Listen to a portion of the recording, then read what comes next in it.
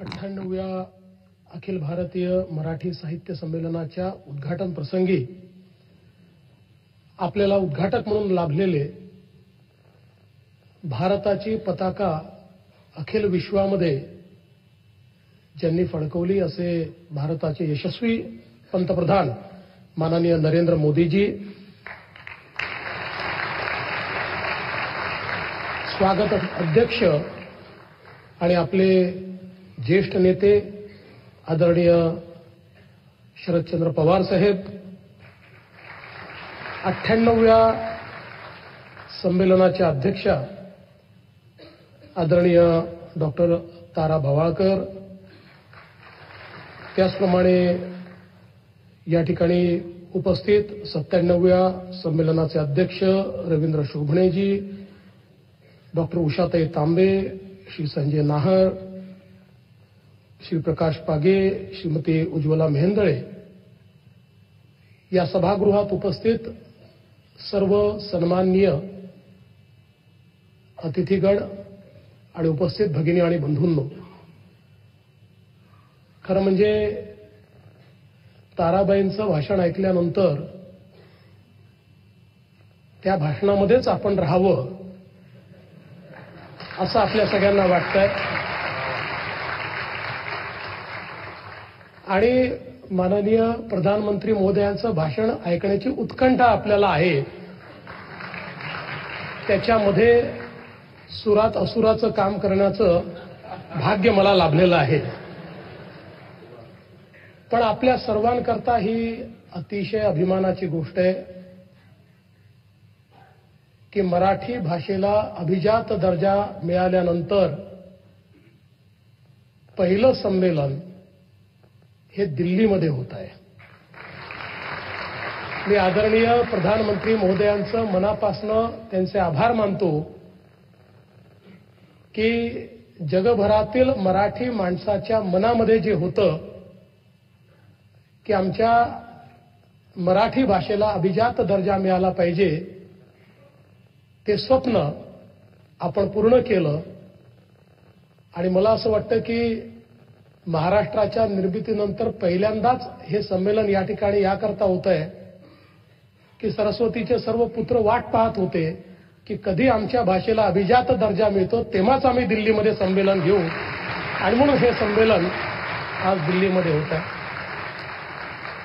आपल्याला याची देखील कल्पना आहे की परकीय आक्रमकांनी ज्यावेळेस आपल्या भाषेला देखील त्या ठिकाणी एक प्रकारे प्रदूषित करण्याचा प्रयत्न केला, त्यानंतर पहिल्यांदा छत्रपती शिवाजी महाराजांनी हे ठरवलं की संपूर्ण राजकारभारामध्ये मराठीचाच उपयोग होईल आणि राजकारभारामध्ये जेवढे फारसी आणि अरबी शब्द आले होते ते सर्व शब्द बदलून आपले मराठी शब्द त्या ठिकाणी वापरण्याची सक्ती आणि त्याची आज्ञावली ही पहिल्यांदा छत्रपती शिवाजी महाराजांनी त्या ठिकाणी तयार केली.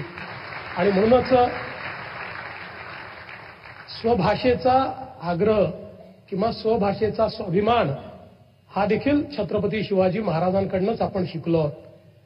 आणि ज्याचा उल्लेख झाला की ही गोष्टही कदाचित हा एक मोठा योगायोग आहे की ज्या तालकटोरा स्टेडियममध्ये आपला सगळा कार्यक्रम या ठिकाणी होणार आहे, त्याच ठिकाणी 1737 साली राणोजी शिंदे आणि मल्हारराव होळकर यांच्यासोबत थोरल्या बाजीरावांनी आपली मराठ्यांची छावणी लावली होती आणि त्यानंतर आपण दिल्ली जिंकली होती.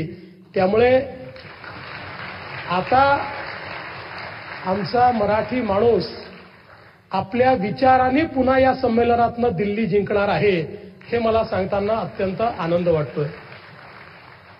आपल्याला कल्पना आहे की 1988 साली जेव्हा विश्व मराठी संमेलन झालं होतं आणि पवारसाहेबही होते आणि त्या संमेलनामध्ये पु ल देशपांडेंनी त्या ठिकाणी सांगितलं होतं की जो आपल्या मातृभाषेवर प्रेम करतो त्यालाच माया आणि वात्सल्य काय असते समजतं, आणि ज्याला माया आणि वात्सल्य समजतं तो कधी दुसऱ्या भाषेचा दुस्साहस करूच शकत नाही.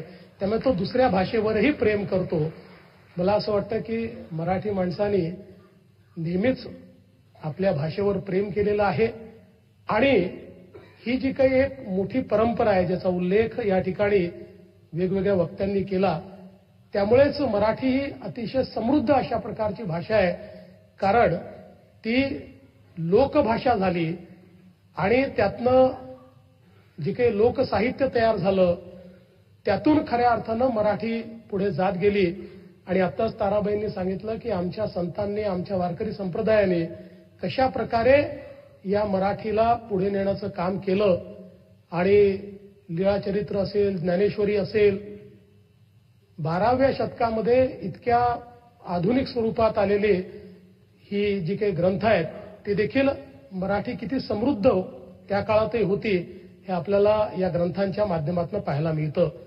आणि म्हणूनच या अखिल भारतीय मराठी साहित्य संमेलनामध्ये दिल्लीमध्ये इतक्या मोठ्या प्रमाणात महाराष्ट्रातनं आणि देशभरातनं लोक आलेले आहेत.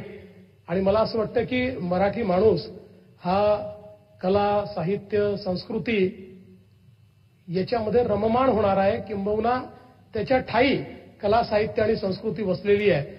आमच्यासारखे काही लोक आहेत की ज्यांच्या ठायी खाद्य संस्कृती जास्त वसलेली आहे. पण मला असं वाटतं की त्यामुळेच या ठिकाणी मराठी भाषा अशी आहे की ज्याच्यामध्ये 100पेक्षा जास्त वेगवेगळी साहित्य संमेलनं त्या ठिकाणी होत असतात. आणि सर्व प्रकारच्या विचारांना, सर्व प्रकारच्या मला असं वाटतं बोलीभाषांना त्या साहित्य संमेलनांमध्ये एक प्रकारे महत्व मिळत असतं. अशा या मराठीची सेवा करण्याची संधी आपल्या सर्वांना या साहित्य संमेलनाच्या निमित्ताने मिळते आहे. मी यापेक्षा अधिक बोलणार नाही. मी अखिल भारतीय साहित्य संमेलनाला, त्याच्या नूतन अध्यक्षांना, आताच्या अध्यक्षांना सगळ्यांना खूप खूप शुभेच्छा देतो. आणि मला विश्वास आहे संजयजी, आपण सर्वांनी ही जी मेहनत केलेली आहे, हे अधिवेशन खूप ऐतिहासिक अशा प्रकारचं अधिवेशन होईल. 2 वर्षांनी 100रावं अधिवेशन करायचं आहे आणि 3 वर्षांनी या अधिवेशनांना 150 वर्ष होत आहेत. त्यामुळे ही दोन्ही अधिवेशनं अत्यंत महत्वाची असणार आहेत. त्याही वेळी आपण अशाच प्रकारे मराठीवर प्रेम करणाऱ्यांचा हा जो काही मेळा आहे अतिशय भव्य अशा प्रकारचा साजरा करू, हा विश्वास मी व्यक्त करतो.